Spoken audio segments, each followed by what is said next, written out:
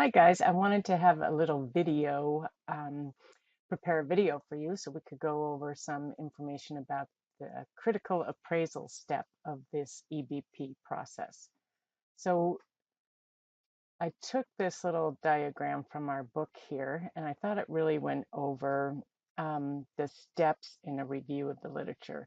So you start out here where you formulate and refine a primary and secondary question. So that we kind of did back in week 3, right? We developed our PICO question, and then we jumped into learning more about the types of research that were out there. And then after we learned something about that, we went to search. We went on a search to find out if we could find some evidence to support the intervention we were proposing to bring to our practice, something that is evidence-based, but we want to find the evidence. So that's really what this search of the literature was, okay, I know there's a better way to do this. I read this article, but here I am in this outpatient, inpatient, any healthcare setting, and they're not doing it that way. So what am I going to do? I can go to my manager and say, hey, this isn't right. I want to change things. But really, to speak the language of practice change, you really have to show them the money. You've got to show them the evidence. And so I think it was week 9, we looked at search strategy that we could go into the databases, get our keywords, and look for different information. So I had a discussion where you were to go into PubMed and try to find some articles. But PubMed isn't the only database. CINAHL works really well, and there was a video about how to use CINAHL as well. Some of you have questions that are more subjective in nature, and maybe you want to look at something like PsycInfo is another database that I believe some of you had used. So, in that first PubMed discussion, if you only came up with 4 to 6 articles, well, then maybe try some other databases and see if you can come up with the 8 to 12 that's going to be needed for the final EBP presentation. So we in the weeks maybe 8, 9, and 10, we're right in this area here where we're searching for the evidence. So we got our search strategy. We searched for and identified potential primary source materials. And primary source materials is the research article that actually is telling you about the researchers doing their actual interventional study or non-experimental study, and then they report out in the data there. Secondary sources are review studies. So if somebody has a systematic review, they are telling you about these research articles after they are reviewing those and filtering those and then presenting them in an article. So that's a secondary source. So sometimes you can use those secondary sources. So that was okay for this, for our class, and for you to include those in your table of evidence.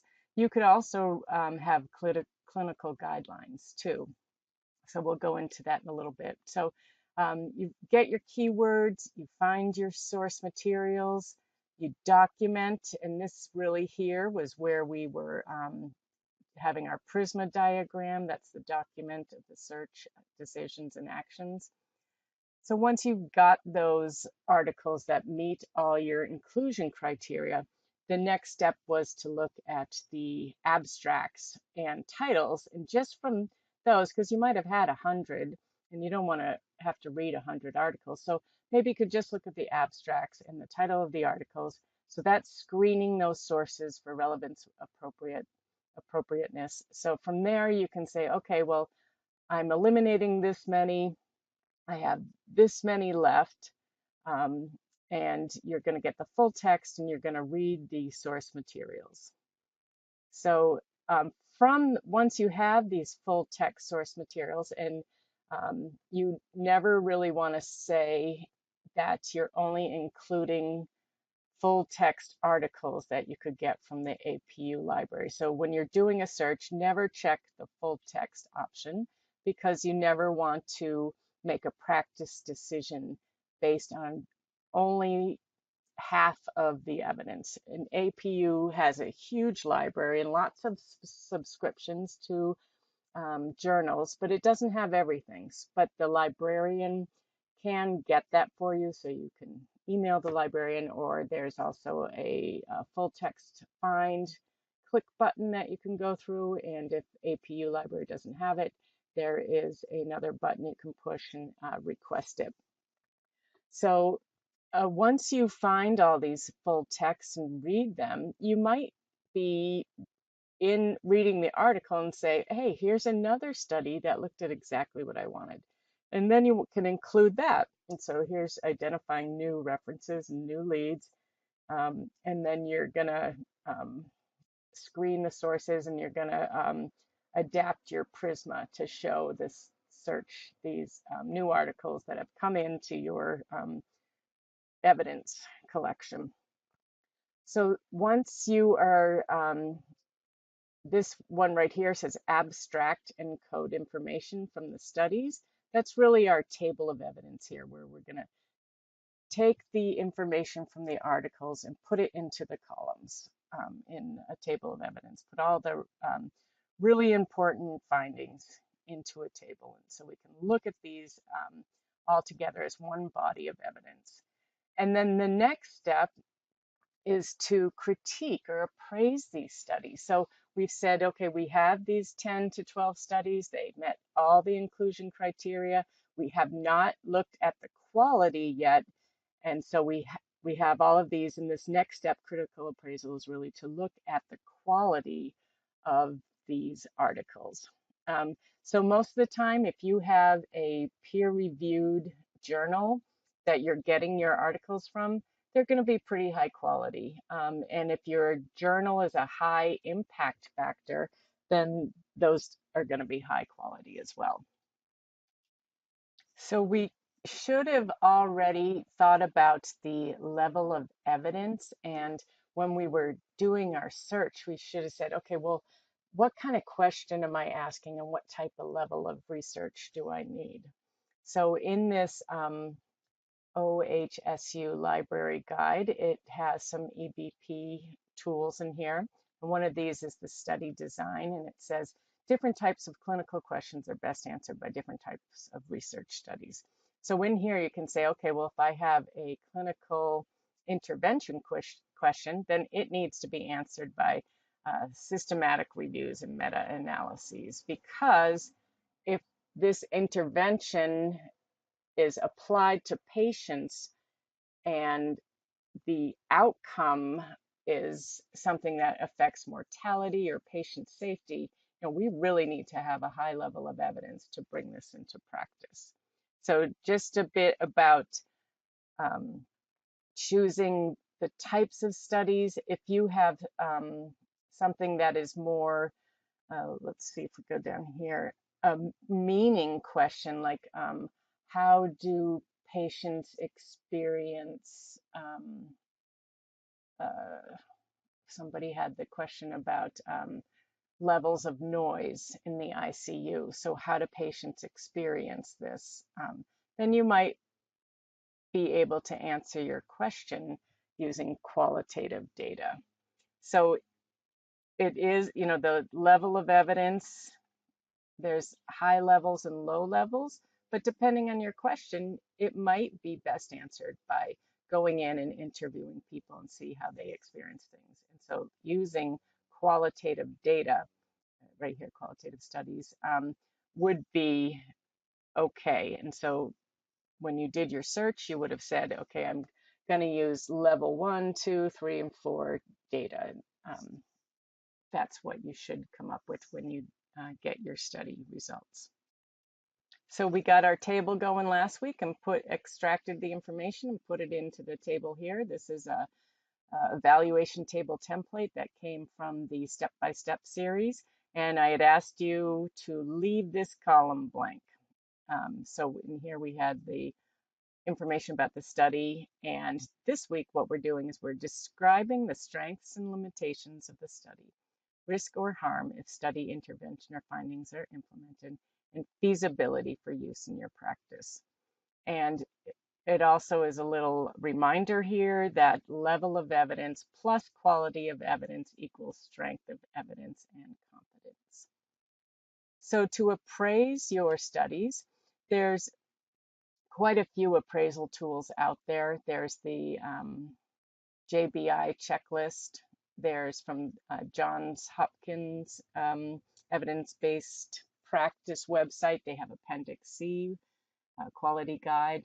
Pollitt and Beck in Chapter 5 have a qualitative review. I think 5.4 is a table that goes over how to appraise qualitative studies. 5.3 is quantitative, and then there's maybe 5.2 systematic review. So it is really important that when you're appraising a study that you use the tool, an appraisal tool that was designed to appraise that type of research. And I think if you have experienced using the wrong tool, you kind of say like, well, these questions are really not relevant to the study and it doesn't make sense. So that happens to you, that might just be a little clue that you are using the wrong tool.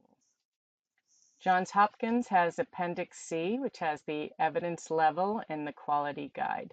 So it kind of matches up here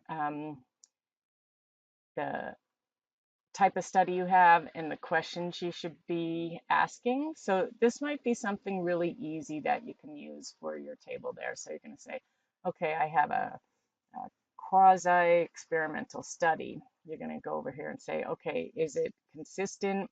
Is it generalizable? Is there a sufficient sample size? Is there adequate control group?